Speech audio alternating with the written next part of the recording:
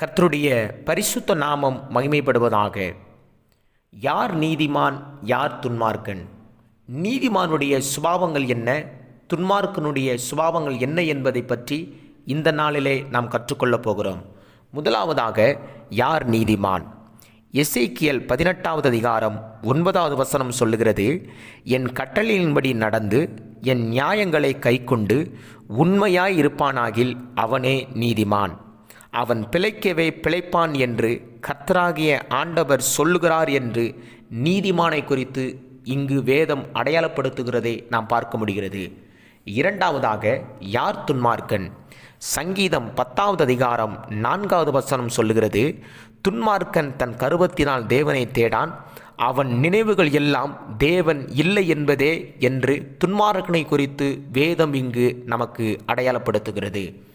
இரண்டாவதாக, நீதிமான்களுடைய சுபாவங்கள் என்ன, துன்மார்க்கனுடைய சுபாவங்கள் என்ன என்பதை அறிந்து கொள்ளப் போகிறோம். முதலாவதாக, நீதிமான்களுடைய நினைவுகள் நியாயமானவைகள், துன்மார்க்கனுடைய நினைவுகள் கர்த்தருக்கு அருவருப்பானவைகள். நீதிமான் தனக்கு திருப்தியாக புசிக்கிறான், துன்மார்க்கருடைய வயிறோ பசித்திருக்கும். நீதிமானுடைய வாய் ஜீவ ஊற்று, துன்மார்க்கருடைய வாயோ மாறுபாடுள்ளது. நீதிமானுடைய வீடோ நிலை நிற்கும், துன்மார்க்கனுடைய வீடோ அழியும். நீதிமானுக்கு ஒரு கேடும் வராது, துன்மார்க்கனுக்கு நல்முடிவு இல்லை. நீதிமானுக்கு விரும்புகிற காரியம் கொடுக்கப்படும், துன்மார்க்கனுக்கோ பயப்படும் காரியம் நேரிடும். நீதிமானுடைய பேர் புகழ்பெற்று விளங்கும், துன்மார்க்கருடைய பேரோ அழிந்து போகும். நீதிமான் என்றும் அசைக்கப்படுவதில்லை, துன்மார்க்கன் பூமியில் வசிப்பதில்லை.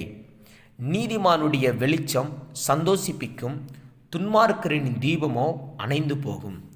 நீதிமான் நித்திய அஸ்திபாரம் உள்ளவன், துன்மார்க்கரின் வருஷங்கள் குறுகி போகும் என்று நீதிமானுடைய சுபாவத்தை குறித்தும் துன்மார்க்கரின் சுபாவத்தை குறித்து வேதம் நமக்கு அடையாளப்படுத்துகிறது. அருமையான தேவனுடைய பிள்ளைகளே, நாம் ஆராதிக்கிற இயேசு கிறிஸ்து அவர் நீதியுள்ளவர், நீதியுள்ள நியாயாதிபதி, நீதியின் மேல் பிரியப்படுகிற தேவன். அவருடைய ராஜ்யத்தின் செங்கோல் கூட நீதி என்று வேதம் நமக்கு அடையாளப்படுத்துகிறது. நீங்களும் நானும் கூட இந்த அநீதி நிறைந்த உலகத்தில் ஒரு நீதிமான்களாய், நீதியுள்ளவர்களாய் வாழ வேண்டும் என்கிறதே இந்த கடைசி நாட்களிலே தெய்வம் நம்மிடத்தில் எதிர்பார்க்கிறார். அவர் நம்மை அழைத்த நோக்கமே நம்மை நீதிமான்களாக மாற்றும்படி தேவன் நம்மை அழைத்திருக்கிறார். உங்களுக்கு ஒரு கேள்வி எழும்பலாம், இந்த அநீதி நிறைந்த உலகத்தில் எப்படி நீதிமான்களாய் வாழ முடியும் என்று சொல்லி. நோவாவை குறித்து வேதம் நமக்கு நல்ல ஆலோசனை கொடுக்கிறது. நோவா தன் காலத்தில் வாழ்ந்தவர்களுக்குள்ளே நீதிமானும் உத்தமனுமாயிருந்தார் என்று வேதம் சொல்லுகிறது.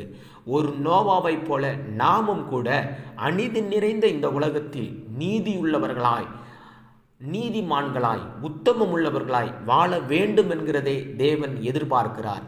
இந்த எதிர்பார்ப்பை ஒவ்வொரு தேவ பிள்ளையும் நிறைவேற்ற வேண்டும் என்கிறதை ஆண்டவர் விரும்புகிறார்.